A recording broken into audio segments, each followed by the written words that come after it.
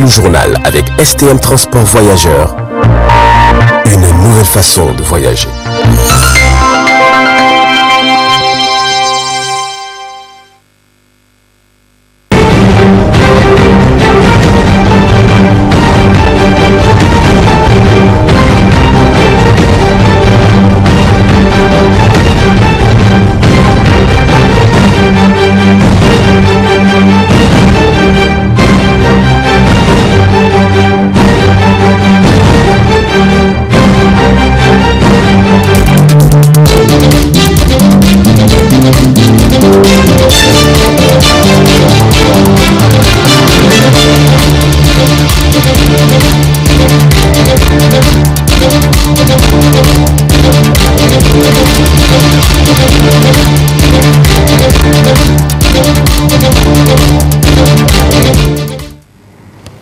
Bienvenue et merci de nous retrouver à cette édition du soir sur la télévision Tambara.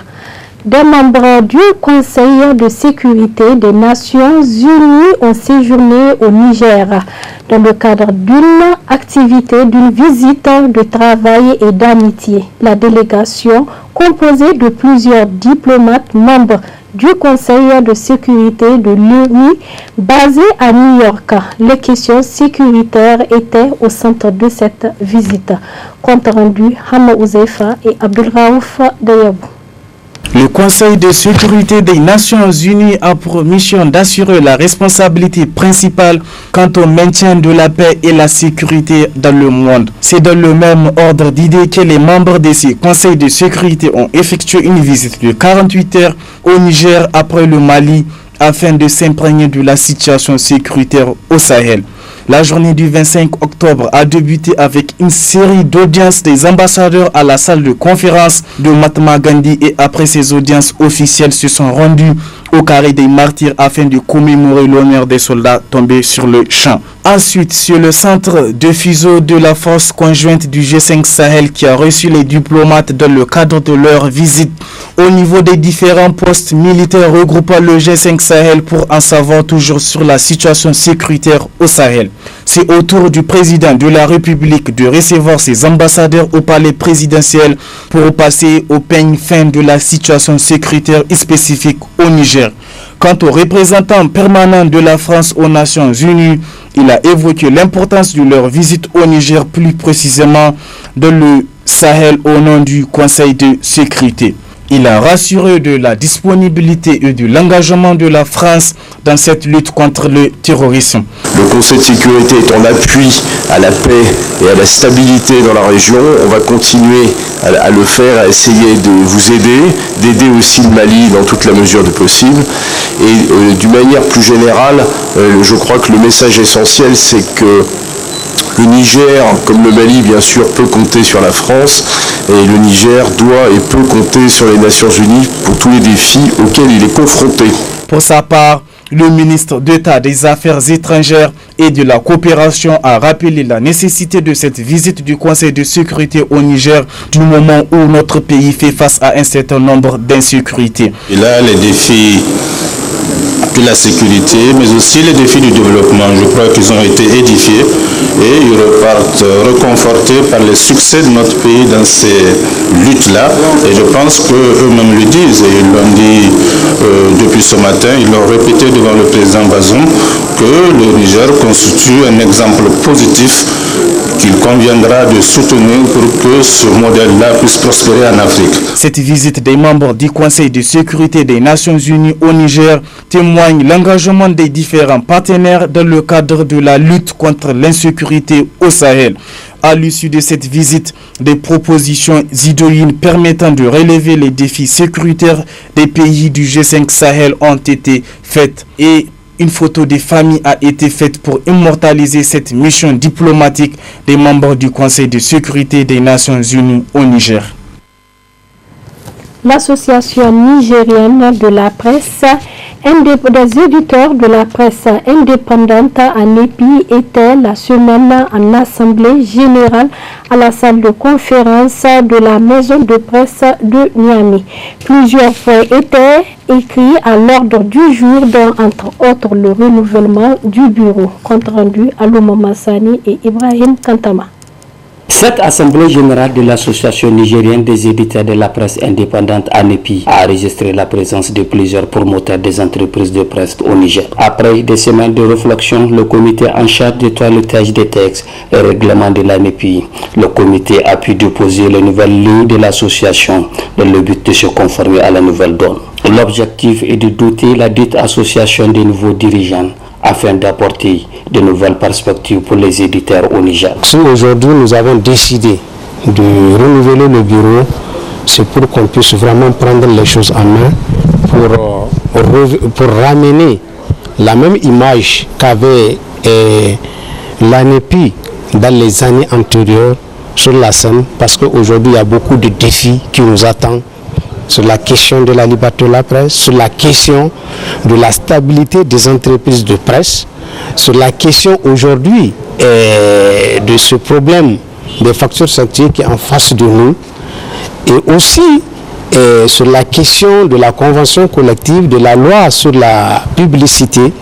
Aujourd'hui, c'est des questions que nous allons nous atteler donc, à vouloir rencontrer qui de droit pour essayer de voir dans quelle mesure et dans quel mécanisme qu'il faut régler ce problème pour qu'on puisse avoir des véritables entreprises de presse, que les journalistes soient à l'abri de toutes les tentations. Sur les Abayrou, le président élu de la NEPI s'est dit prêt à travailler pour l'amélioration des conditions de vie et de travail des entreprises de presse au Niger. J'appelle à tous les journalistes, aux promoteurs de médias et en particulier de la presse écrite et presse en ligne, nous rappelons à l'unité, à la cohésion, à la confraternité, parce qu'aujourd'hui c'est ce qui nous manque.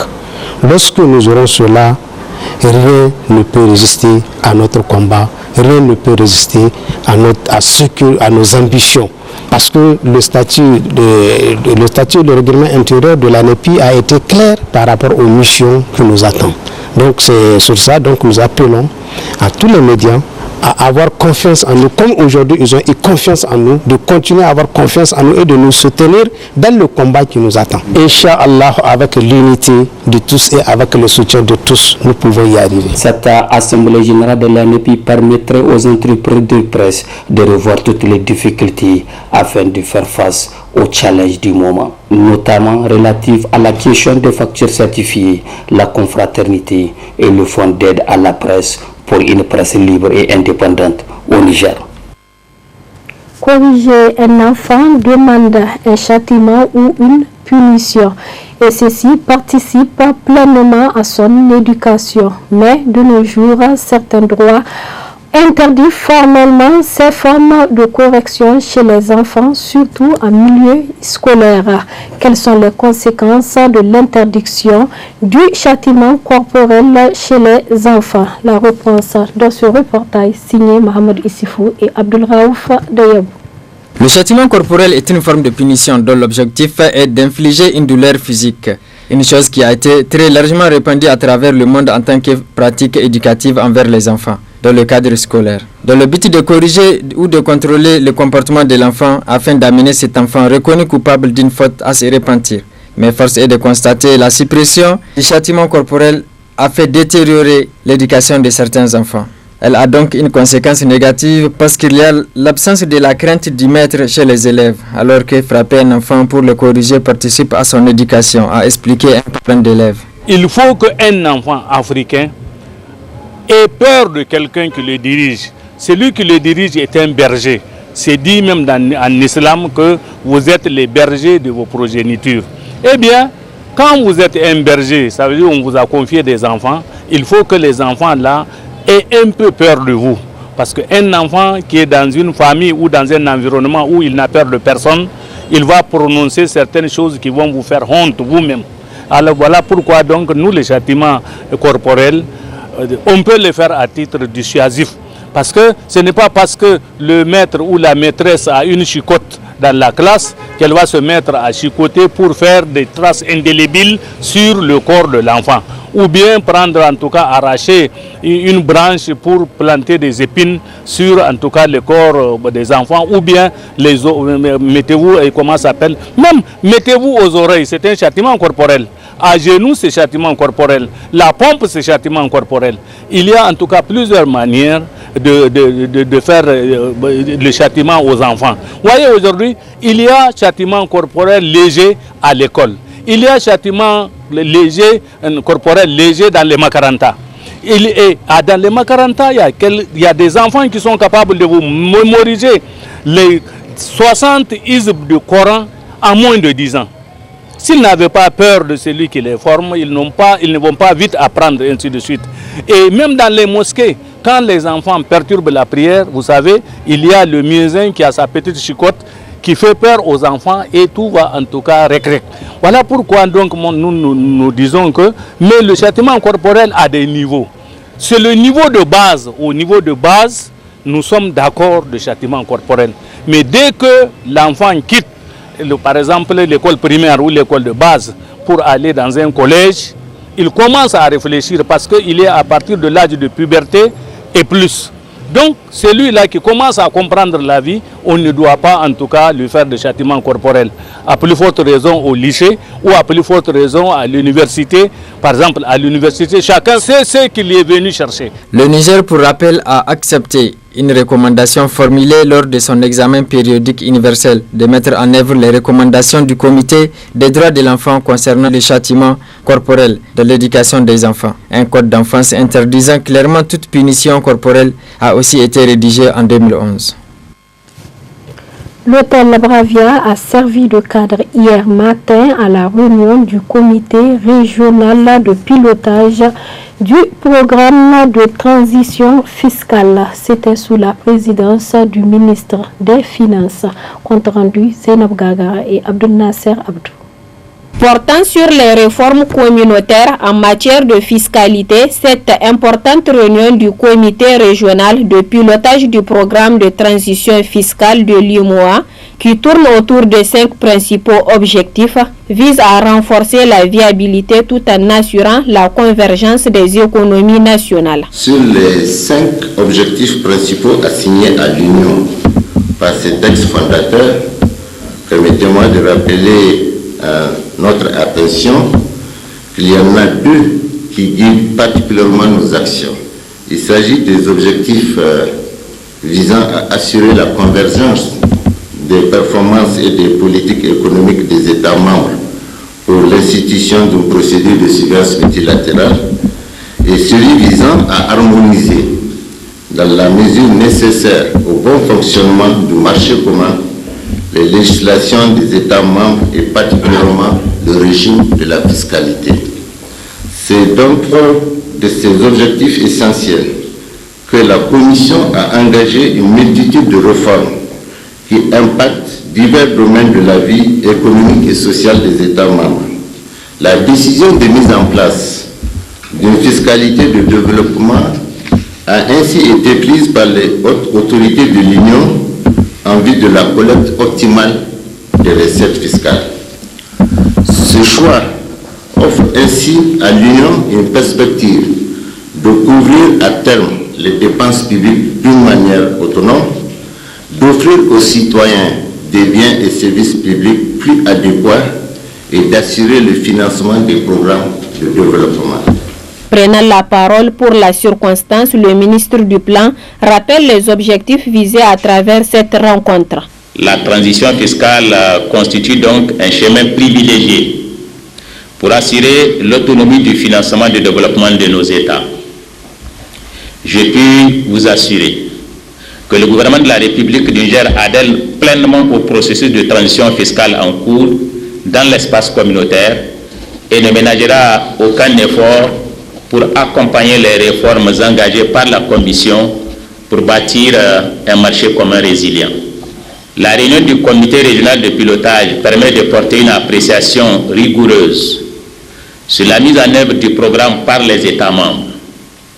Il s'agit donc pour vous de faire le point de l'enracinement de la transition fiscale de l'Union, Au regard de votre niveau élevé de professionnalisme et d'expérience, je reste convaincu que les résultats attendus du présent comité de pilotage seront pleinement atteints et que des recommandations et orientations pertinentes seront formulées en vue d'une application plus efficace des réformes fiscales dans notre Union. Monsieur le commissaire, mesdames, messieurs les participants, convaincu que les échanges se dérouleront dans une ambiance sereine et fraternelle, je vous réitère mes vœux de plein succès à vos travaux. Cette rencontre périodique va sans nul doute permettre aux États membres de faire le point de la mise en œuvre du programme afin de renforcer leur coopération. Mais c'est aussi une rencontre de partage d'expériences entre les professionnels du domaine. Et c'est la fin de ce journal-là. Merci de nous avoir suivis. Au revoir et à bientôt.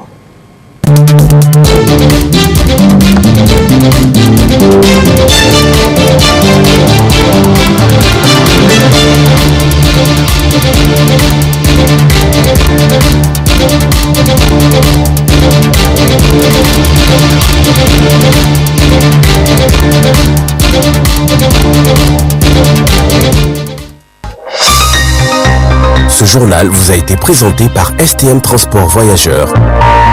Une nouvelle façon de voyager.